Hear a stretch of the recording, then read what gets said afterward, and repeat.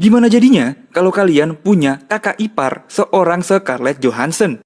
Tubuh aduhai mantap dan mempesona, pasti akan sangat susah sekali menahan godaan cuy. Di film berjudul Match Point, kita akan melihat ketika Scarlett Johansson akan berakting sebagai seorang kakak ipar yang mempesona dan membuat pikiran kita nih kemana-mana cuy. Jadi, daripada penasaran, langsung aja yuk kita tonton filmnya.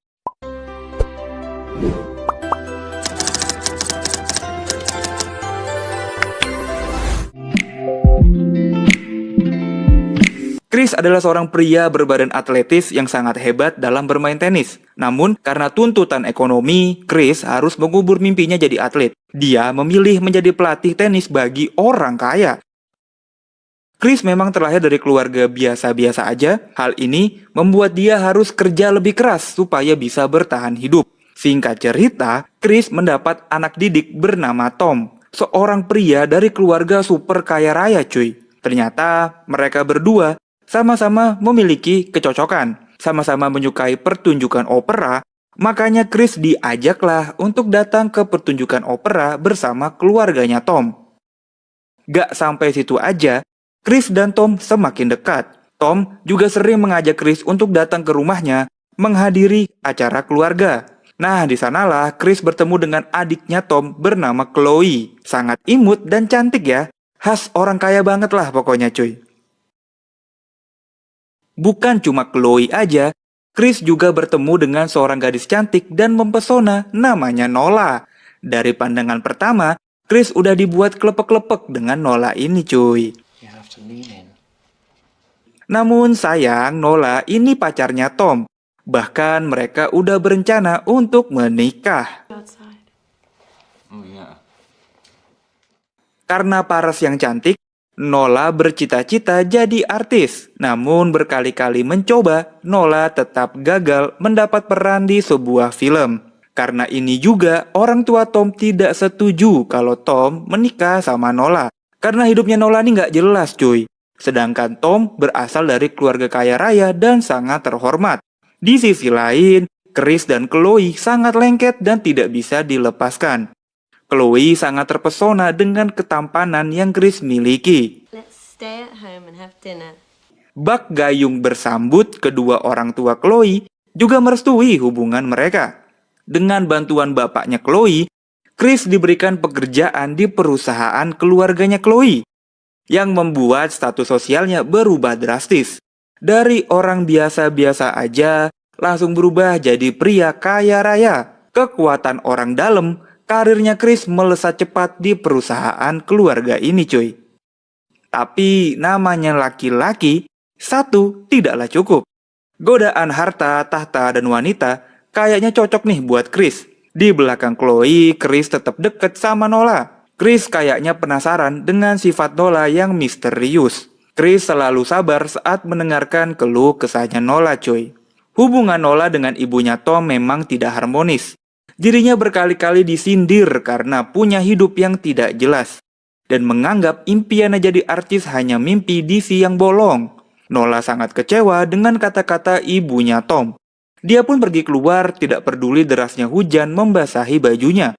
Nah, tiba-tiba Chris datang dan menenangkan Nola. Di tengah derasnya hujan, mereka pun berciuman dan dilanjutkan dengan guling-gulingan di tengah ladang cuy. Hari-hari berikutnya Chris makin agresif untuk mendekati Nola, tapi Nola menolak karena dia menganggap yang terjadi di ladang adalah sebuah kesalahan. Apalagi mereka sama-sama udah punya pasangan. Singkat cerita, Chris dan Chloe pun menikah. Hidup terasa sangat sempurna bagi Chris. Seorang pria dari keluarga biasa-biasa aja berhasil menikahi anak sultan yang membuat hidupnya nih berubah. Tapi ternyata kehidupan rumah tangga tidak semudah yang kita kira cuy. Chloe memaksa Chris untuk cepat-cepat menanam benih pada dirinya. Karena Chloe sudah sangat ingin mempunyai anak. Begitu juga dengan orang tua Chloe yang sudah tidak sabar mempunyai cucu. Walaupun tiap hari tiap malam digenjot, tapi Chloe tidak hamil-hamil juga nih. Hal ini membuat Chris stres dan sangat tertekan. Sampailah di suatu hari, Chris mengetahui kalau Nola dan Tom sudah putus. Karena selalu disindir oleh ibunya Tom, Nola tidak tahan lagi. Dan saat ini, Nola sudah pergi entah ada di mana. Begitu juga dengan Tom yang sekarang udah punya pacar baru cuy. Chris menjalani hari-hari sampailah saat dia lagi berada di sebuah pameran, tidak sengaja bertemu dengan Nola. Namun, baru aja assalamualaikum, tiba-tiba istrinya dateng. Ya udah, mereka pun tidak bisa banyak bicara ya. Tapi Chris berhasil minta nomornya Nola. Nah, dari sinilah semua berawal cuy. Chris dan Nola kembali bermesraan, menghabiskan waktu bersama. Dia pun tidak peduli dengan istrinya yang selalu setia menunggu di rumah. Semakin lama, Chris malah semakin rajin mencangkul ladangnya Nola dibanding menggenjot istrinya sendiri cuy. Dia selalu mencari waktu kosong saat lagi bekerja ataupun lagi acara keluarga. Sampailah Nola mulai cemburu dan mulai posesif. Dia minta kejelasan dari Chris, karena tidak ada wanita yang mau jadi nomor 2 cuy. Tentunya Nola ingin jadi satu-satunya bagi Chris. Mechanical. Singkat cerita, saat lagi acara keluarga, Nola nelpon Chris berkali-kali. Nola meminta Chris untuk datang ke rumahnya, tapi Chris menolak karena lagi bersama keluarganya Chloe. Nola pun makin nekat, dia nelpon langsung ke telepon rumah. Chris jadi emosi, tapi dia pun hanya terdiam saat Nola mengungkapkan kalau dia hamil. Waduh, bukannya bahagia, Chris justru minta Nola untuk aborsi. Loh. Di sini Nola menolak, karena Nola sudah pernah aborsi 2 kali. Pokoknya Nola bersikeras dia akan merawat bayi ini entah bagaimanapun caranya.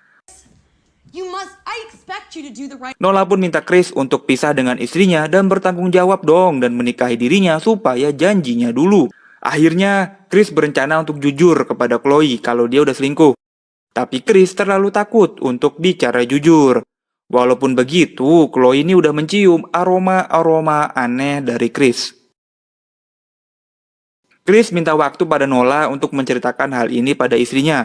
Dia berjanji akan bercerita saat liburan keluarga 3 minggu lagi. Yang dimana Chloe memberitahu kalau liburan keluarga mereka ini dibatalin karena ada anggota keluarga yang sakit.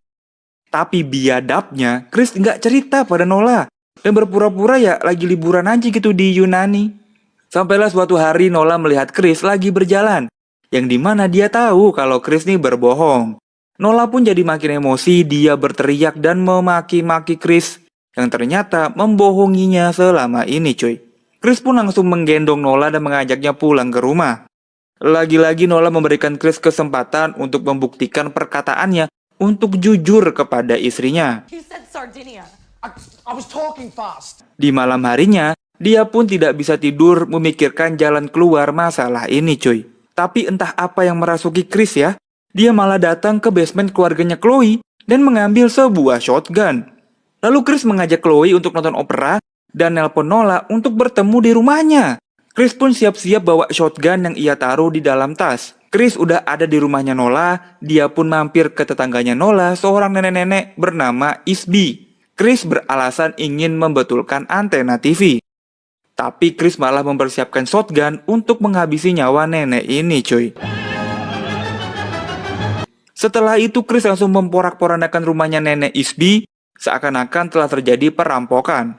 Setelah selesai, Chris pun nunggu Nola dan di saat Nola dateng, Chris pun buru-buru pergi dari sana untuk menemui istrinya nonton opera cuy. Gak perlu waktu lama, kepolisian pun langsung datang dan menginvestigasi kematian nenek Isby. Polisi menyatakan nenek Isby tewas karena dirampok, sedangkan Nola tewas karena dia tahu siapa yang merampok nenek Isby. Berita kematian ini pun sampai masuk koran. Orang tuanya Chloe pun berduka cita atas kematiannya Nola. Begitu juga dengan Chris yang memasang tampang sedih cuy. Chris lalu mengembalikan shotgun ke tempatnya dan dia pun memberi kabar bahagia kalau Chloe hamil. Sungguh ironis mereka bahagia di atas kematian orang lain. Tentu aja cuy, kebahagiaan Chris tidak bertahan lama. Dia pun dihubungi kepolisian untuk dimintai keterangan. Dia pun datang, namun sebelum itu Chris membuang semua perhiasan nenek Isby ke pinggir sungai. Di kantor polisi, Chris mengakui tidak akrab dengan Nola. Dia pun bahkan tidak pernah datang ke rumahnya Nola. Tapi hal ini dibantah karena polisi mempunyai buku hariannya Nola yang berisi seluruh cerita tentang hubungan Nola dan Chris. Di sini kita tahu kalau Nola ini benar-benar jatuh cinta kepada Chris. Akhirnya Chris pun jujur kalau dia memang selingkuh sama Nola. Tapi dia tidak setega itu untuk membunuh Nola. Isn't it obvious that some... Akhirnya Chris pun dipersilakan pergi. Kepolisian pun percaya kalau Chris sepertinya tidak mungkin deh membunuh Nola. Tapi tidak dengan polisi senior yang masih yakin kalau Chris ini ada kaitannya dengan kematian nenek Isby dan juga Nola cuy. Di malam harinya polisi senior ini bermimpi kalau Chris memang benar yang membunuh nenek Isby dan juga Nola. Dia pun menceritakan teori yang memang benar cuy apa yang dia ceritakan ke polisi lainnya ini. Tapi ternyata kasus pembunuhan ini udah ditutup karena tadi pagi kepolisian menemukan seorang pecandu narkoba sedang membawa perhiasannya nenek Isby. Film pun selesai, hoki banget loh sumpah. Jadi saat Chris membuang perhiasannya nenek Isby di pinggir sungai, ada pecandu narkoba yang mengambilnya. Nah di keesokan harinya, pecandu narkoba ini ditangkap polisi dan ditemukanlah perhiasan nenek Isby. Makanya dia dituduh menjadi pelaku pembunuhan nenek Isby dan juga Nola cuy. Makanya kasusnya ditutup dan Chris dianggap bebas. Menurut gua ending film ini tuh nggak adil ya. Gue justru sangat kasihan sama Nola yang harus menjadi korban karena keegoisan dan nafsunya Chris. Walaupun terlihat polos tapi Chris sangat mengerikan. Ya dari film ini kita mendapat pesan bahwa harta, tahta, dan wanita adalah benar-benar godaan terbesar bagi para laki-laki. Tentu kita harus bisa menahan segala godaan supaya jangan sampai seperti Chris. Begitu juga dengan para pelakor, kalian harus tahu bahwa seperti apapun cantiknya kalian, laki-laki pasti akan memilih istri sahnya daripada pelakor. Kita bisa lihat kalau hidupnya Chris itu nggak tenang. Dia tuh harus menutupi perselingkuhannya dengan Nola di balik Chloe. Begitulah cuy, alur cerita dari film Match Point. Makasih yang udah nemenin nonton sampai habis. Jangan lupa like dan subscribe. Gua cabut, tetap semangat, dan bye-bye.